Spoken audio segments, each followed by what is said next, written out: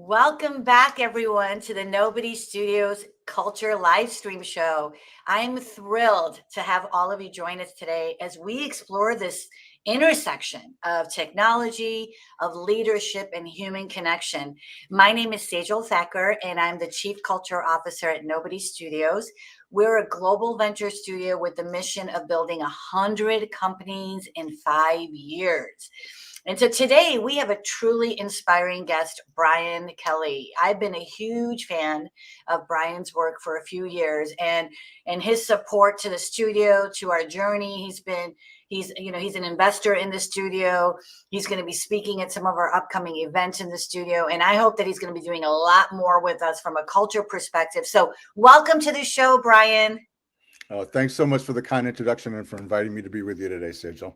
No, thank you for accepting your career. I've gotten to know you kind of well over the last couple of years, and we travel in similar circles. And so I know a little bit about your adventurous career. You've gone from technology to finance, and now your dedication to unlocking human potential. So I would love to hear more about how these different facets of your journey have kind of helped you shape your vision of what you're doing right now. So maybe you can share a little bit more about your background with us, and maybe if there is a key turning point that has led you to the work that you're doing today, if you could tell us a little bit about that. Sure. Thanks so much for the question. In terms of my journey, I worked for about 16 years in technology. So did production support, did development, the full development life cycle, systems analysis, technical project management, responsible for people and budgets, and loved kind of serving in that capacity, bringing the talents that I had to serve in that capacity. But something was missing. And in around 2004, there was this volunteer organization that sprouted up called Rising Leaders. And it was just sort of like an ERG. And it was an opportunity for people that were earlier in their career to get access to more senior leadership for some leadership opportunities. And I decided to show up and see what it was about. Ended up being part of the leadership team there. And for a couple of years elected to the leadership team, was Rising Leader of the Year one year. And so it was recognized for it. And I started to kind of connect to, this is really who I am. This is how I want to serve. And I started to see myself differently. And so continued in the path of technology, systems analysis, technical project management, dual roles at some time. And I got to see how projects were delivered, how people contributed to projects, and some of the things that, from a people perspective, weren't healthy. And so continued down that path, led teams, and as I was kind of delivering projects and business success was the focus, and did the best we could in terms of creating better in terms of the environment there. The thing that really jazzed me was understanding my people, where they wanted to go. How do I set them up for success so they can be better, so we can be better? And so that started to happen in my technology roles. And then someone who I'd worked with earlier in my career was managing this program for early career hires in HR. And they needed somebody. And so she reached out to me, and I was like, this feels like not only the right time, but the right role for me to step into in terms of growing the next generation of leaders at the organization. And so I did that and got exposed to the development, the newer generation, Gen Z. Actually, no, it was millennials at the time. I'm losing track of the generations now. So the millennials were coming into the organization, and so I helped integrate them. We managed the rotation program in IT, and to give them different roles over the course of 18 months to help provide better fits for the organization in terms of the talent, and to kind of give the employees, the analysts, an opportunity to get acclimated to the organization and also find something that worked for them. This process of getting them into the organization and being part of that development of talent resonated with me. The other piece of that role was I got to see the operations of HR, the workplace culture, from a different perspective, and that resonated deep with me in terms of what mattered most to me. And so that journey led me to go to Georgetown's leadership coaching program, where you're asked about the turning point. Well, that's where the turning point happened. I went into the program excited about what was going to happen after that, in terms of how I might serve leadership and coaching and people development, team development. And I had this mindset going in. This is where Brian was at the time. Is I had 5 people in the organization that had gone through it before, that had given me some insights. You're going to have to share sort of your story. You're going to have to bring topics to the table, because you're going to have to coach each other. And I was like, fine, that's great. Part of the program, I'm a team player. We're going to do that. But the voice in the back of my head said, yeah, but I'm going to control what that looks like and when I'm ready for it. So I would bring stuff to the table, but there weren't really meaningful, deep things that would be transformational. That ended up being part of the challenge I was facing in terms of applying the learning. And ultimately what happened was I had to do a deep dive. And this is sort of like a week-long process of me just going deep and saying, hey, what is getting in the way here? Why is this important? Is this leadership journey, this coaching journey important to me? And I knew it was, and I knew I could be good at it. I knew I had the talent to and the drive to be successful there. And this is where I learned that I had an unhealthy relationship with vulnerability that was affecting me personally and professionally. And my learned belief, and I call it learned belief, was vulnerability meant weakness. And I didn't truly believe it. It's part of why I felt incongruent in the workplace for so long. And so what resonated with me was I need to come to an authentic place with vulnerability in order to serve in the role. It wasn't just about picking something that was going to get me through the program that was transactional. I wanted something transformational, if that was going to emerge, and it did. The reframe that came up for me was vulnerability is human. It's how we connect with one another. And it's actually one of our greatest strengths. And so, and then I tell the story all the time. This happened between the second to last and last set of classes for our program.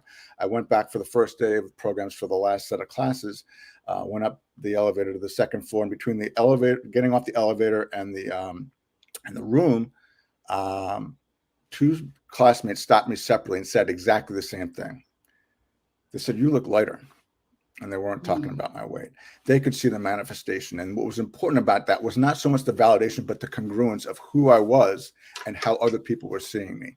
And so from a turning point perspective, that got me on the path to serving and bringing my experience, my story, to my purpose, and serving people and organizations that way by changing the relationship with the human factors to accelerate better relationships, better performance, better fulfillment. Wow, that's truly profound, Brian. I mean, your experiences really sort of, for me, highlight, how multifaceted leadership really is, and how important it is for us to foster human growth, right? Just for ourselves, but also for others around us in the corporate landscape. And so I love the work you're doing. And we're going to talk a little bit more about how you help organizations really create those environments where people can thrive. And if people thrive, then the business thrives, right? It's not the other way around. It's not the business thrives and the people thrive. It's the other way around, right? And so I love asking people what drew them to the Nobody Studios journey. And so can you tell us a little bit about what inspired you to join our journey? So I love the name, first of all, and Nobody Studios, the humility of it, the everyoneness of it, the inclusiveness of it. But I was inspired by the humbly irreverent and refreshing energy of, I've, in Mark's history that he talked about on your Friday shows, of what got him there, in terms of, I've seen how it's been done, but there's a better way to do it. And I want to be part of the immense, inspiring vision that he has, and the unwavering determination to achieve what no one else believes is possible, the Toki that you call it on the website. Yeah. And that the nature of possibility is generally who I am. I'm a possibility guy. I see possibilities. I believe in people and see their possibilities, their uniqueness. And so the alignment with who I am, the vision for creating ripple effects of awesomeness, align with the realities of the global market and the speed that's there. How do we kind of pair technology, people, and create better together. Yeah, I mean, I couldn't agree with you more. I think that your mission, right, for obviously as Chief Culture Officer at Nobody Studios, right, I resonate with your aspiration to create better conditions where people can thrive and be their best version of themselves, right? And you've got, by the way, a lot of people here chiming in the chat. I just want to give a shout out. Kimberly Weefling is here. She's like, thanks for bringing Brian Kelly into our universe. You've got Julie Boyga here saying interesting observation. Let me just show her a comment here about how you got in your own way in the learning path to become an invulnerable leader, Brian. Thanks for sharing. I agree. We've got Jeff here. Jeff's in the house. And so you've got a lot of people joining in that are here supporting your work. And I think your journey and Nobody Studios' journey really mirror the essence of what I view as being a visionary leader. You know, Mark McNally, our chief Nobody, is a visionary leader just like you. I've seen what you're out there doing and what you're spreading in the world. And so I want to kind of dive into the conversation a little bit more about technology, right? There's so much going on right now.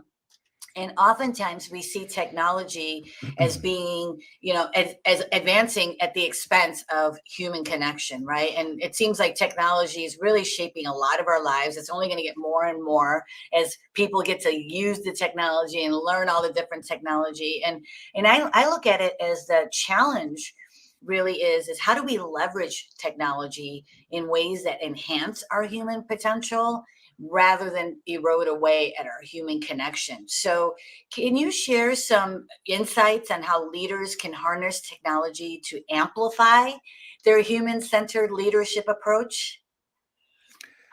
So for me, Sejal, it's about technology is effective use, right? It's effective use of technology. So there's technology does so many wonderful things for us, and it powers business.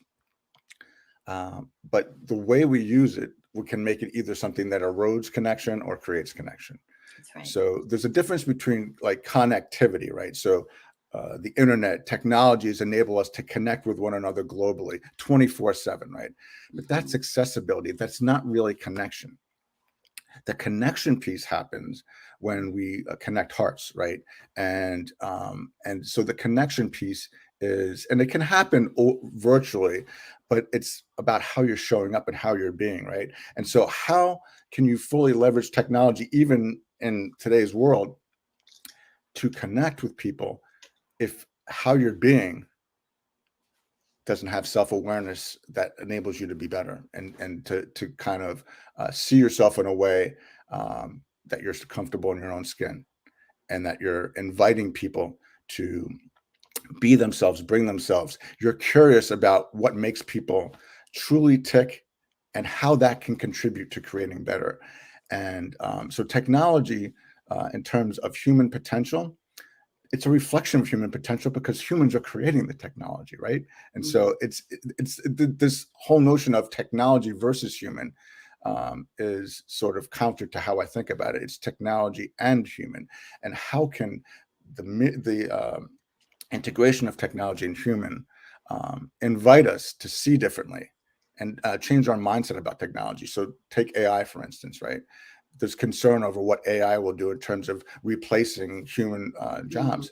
But what it's inviting us to see is maybe some jobs that we were holding on to are no longer valuable, and it's creating new opportunities for us to shine. And so what if how we go about the people development and people experience in organizations use technology as an invitation to ignite new jobs, and then provide the mechanism to train people that may be displaced, quote unquote, from AI or jobs being outdated and no longer valuable, to what the future is going to need. Because the reality is the jobs we're going to have in the next 5 to 10 years haven't been created yet. So the human factors of adaptability and self-awareness, empathy, compassion, the things that we want to lean into are all going to help with technology for us to create better, because it's a partnership. It's not a adversarial kind of dynamic.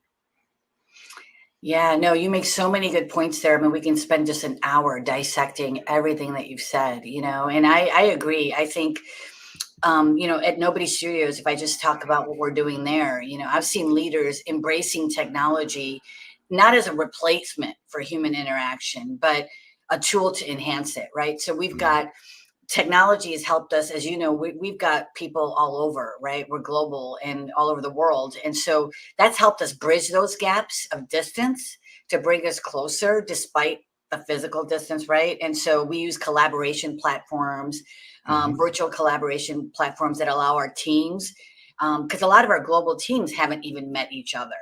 So this helps them work together. We use Slack, we use another tool called ClickUp to help us facilitate together. And that kind of helps us. We use video conferencing, messaging apps, right? And that kind of helps to create that sense of being close by and immediacy. But I agree with you. I think it's really about how we show up, as leaders. And I tell this to everyone at Nobody Studios, every single one of us is a leader at Nobody Studios. And we're the role models and how we show up. And so one of your LinkedIn posts really got my attention because you defined leadership in a way that I haven't heard before. And so I just wanted to read this for everybody joining us. And you define leadership as a nexus of heightened presence, self-awareness, intentional other and situational awareness, emotional intelligence, relationship building, decision making, and influence. So there's a lot of things that you put into the definition of leadership. So can you share a little bit about how you see technology facilitating each of the different aspects that you've outlined in your definition? And I know that's a big question, so maybe you want to just That's a pick a huge couple of question. those Yeah. points. I know, but I've never seen it defined that way before, so it really grabbed my attention. Yeah, that came to me in terms of an insight I had, and it's very human centric. My definition, right? So, leadership's about people, and technology can support decision making, communication, executing a role as a leader. But the nexus of it largely is around human factors, self awareness, your emotional intelligence. Um, how are you connecting and relating to other people? Are you understanding the nuances and differences with people and their needs and communicating in a way that connects with them? What does that look like? What might that look like? And relationship building is essentially one of the key points of leadership, is building those relationships so you can get work done with other people and through other people, aligned with what their strengths are. And so how do you know about that if you're not curious, right? So it gets a lot back into the human factors. I come at leadership from that perspective. And so in terms of technology, augmenting that or facilitating those things, it's really about being able to harness the human qualities of people, and to see technology as something that simplifies, magnifies, and connects. Hmm. Yeah, and so those are what you define as the human factors, and so things like self-awareness, right, or even emotional intelligence. I can imagine, there's a lot. I've seen a lot of technology tools out there that help us kind of as leaders reflect on our own strengths and areas Mhm. for growth, and that we can monitor and track our own progress over time, right? So there's a lot of tools out there that allow for that digital self-reflection to enhance our ability to make informed decisions and change our leadership style. Because I think that's an important point with where we are with technology. I just did a workshop yesterday where I reminded leaders that, we have to adapt our style to the people that are in our organizations, not the other way around, right? So when you have Mhm. technology, it's really important for leaders to adapt and be flexible. And then I think with regards to the emotional intelligence piece, I know, for example, I work with an organization called M-Train, and they do a lot of survey tools. They do a lot of what I call sentiment analysis tools that kind of gauge team morale and their emotional states. And this kind of data can help leaders, right, in addressing those concerns and providing timely support. And so I think those are just a couple examples of how technology can support, or enhance our leadership. But the other thing I wanted to ask you, and I know we're getting close to the end of time, but I've got a couple more questions for you, Brian. As much as we know that the digital age has sort of brought us together and created this opportunity for us to be able to connect with one another, it's also brought a lot of challenges, right? And one of the ones that popped into my head as I was preparing for this one is this whole work-life integration. It's kind of Mm. all blended together now, right? And so I think leaders often struggle today to ensure that technology is something that empowers their employees rather than overwhelm them or stress them out, right? So can you share your perspectives on how leaders can strike that balance between being human centered and, tech savvy? And so that can be a big question as well. It gets back to your relationship with yourself and how you see it, right? So think about remote working, for instance, right? Your personal lens on remote working. I remember the first time I was in corporate and we started to have work from home on Fridays kind of thing, and Mm-hmm. how the reaction there and the sentiment of, oh my God, I won't be able to see my people. And so the mindset around it is the first place I look in terms of how does technology play a role here, and thinking about technology and how it's being used and for the purpose of what. Think about technology in the sense of monitoring your employees. How does that set the tone for and align with your values to for Mm-hmm. human-centered leadership? Is it I don't trust you? What are you telling me here? I don't trust you. And is privacy not important to my privacy not important to you? So it brings up real Mm-hmm. questions that people can be validly concerned about. And so, in terms of technology and what is this adding to the business from a value perspective? What is it enabling that otherwise we wouldn't be able to do? So, remote working, we were kind of forced into that from a COVID perspective, and now we saw that wait a minute, we could have been doing this all the time. So, the insights we gained from situations that were unexpected is, are we paying attention to this? And now, there's talk about going back into work. Well, for the purpose of what becomes the question with technology. Is there a hybrid that works better? And there isn't really a one size fits all with it. It's how is technology going to add value to your business, and how is it going to empower and enable your people? And the freedom that working from home enables, saving the time on the road in terms of the commute, and maybe the stress that gets added there, helps with people's well-being. Is that important to you or not in terms of your values? So it's really an opportunity to get to values and values alignment with your perspective on technology and effective use of it. And that gets reflected in how people feel in terms of their people experience, and what's supported and what's not. Yeah, for me, when I think of like what is human-centered leadership, right? And you and I both fall into that category. And I know we agree that it's important to recognize that the people that are, for us at Nobody Studios that are joining and they're attracted to our journey, they're just not, I don't look at them as cogs in a machine, right? These are individuals that have lives, they have families, they have personal aspirations. And so some of the things that we do at Nobody Studios is, we tell everybody set boundaries.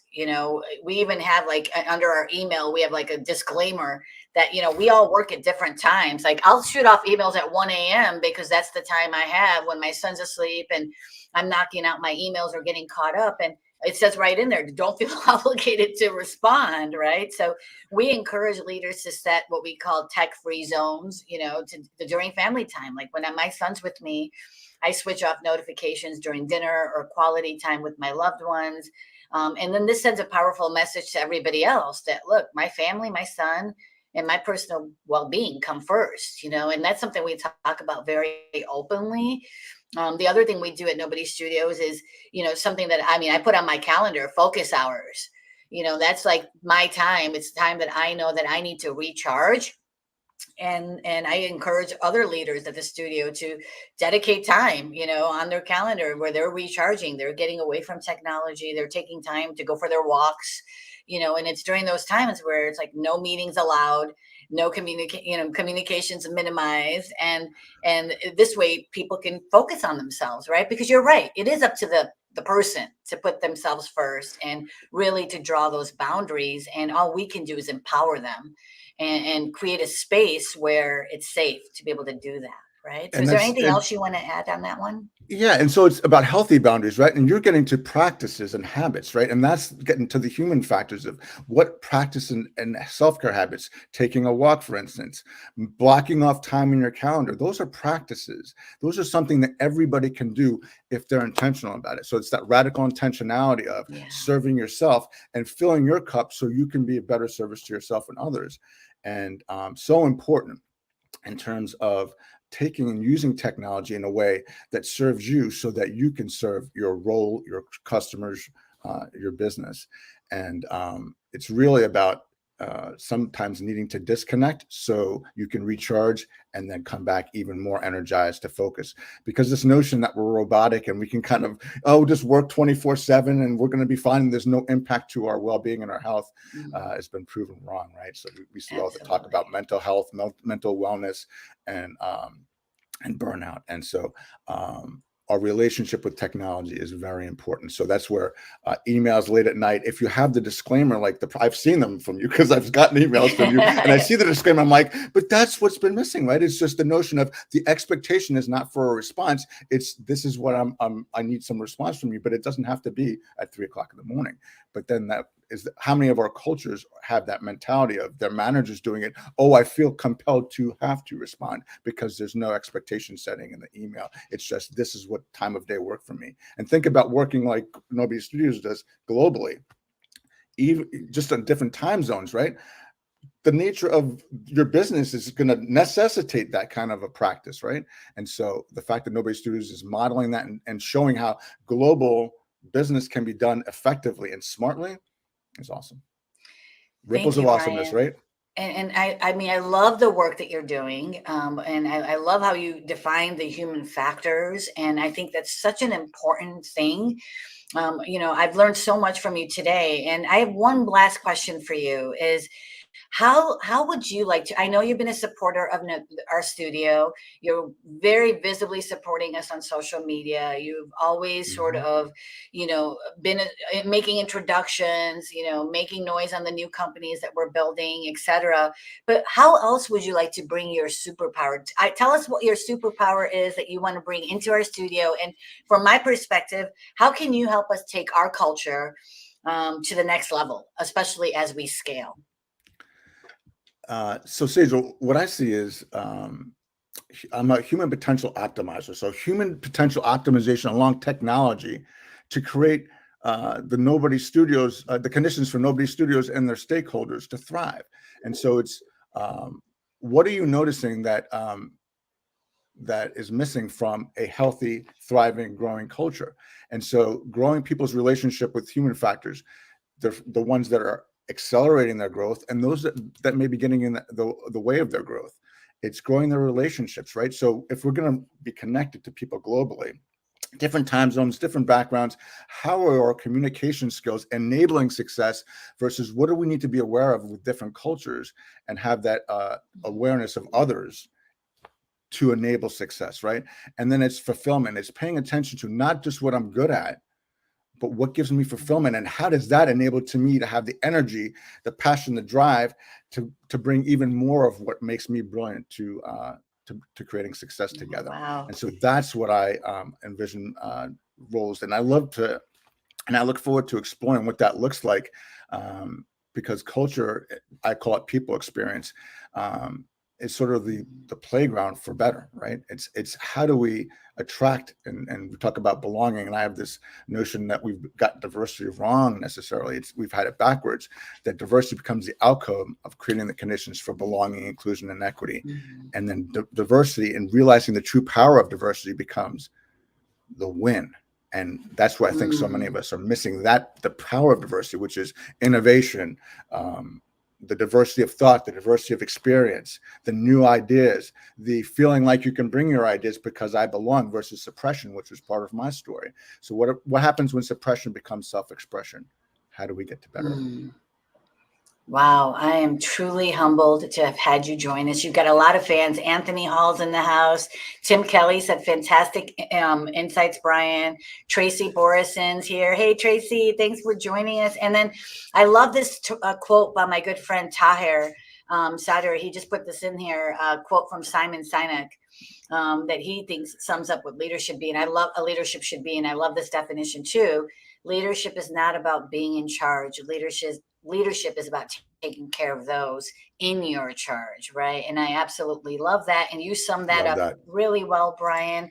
Thank you, everybody, for joining us. I've learned so much from you, Brian, and I look forward to how we're going to make sure to keep the human factors as sort of our guiding, our North Star as we continue to scale. I know I'll be reaching out to you.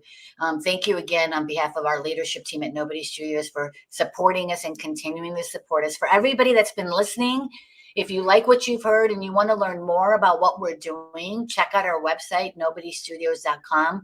In order for us to build 100 new companies in the next 5 years, we're going to need a lot of people, a lot of talent, a lot of diversity of thought. So please let us know how you want to contribute to this journey. And I look forward to having you on one of our future cultural live stream shows. So thank you again, Brian. And I Thank you will so see much, Sejal. everybody. Thanks, everyone.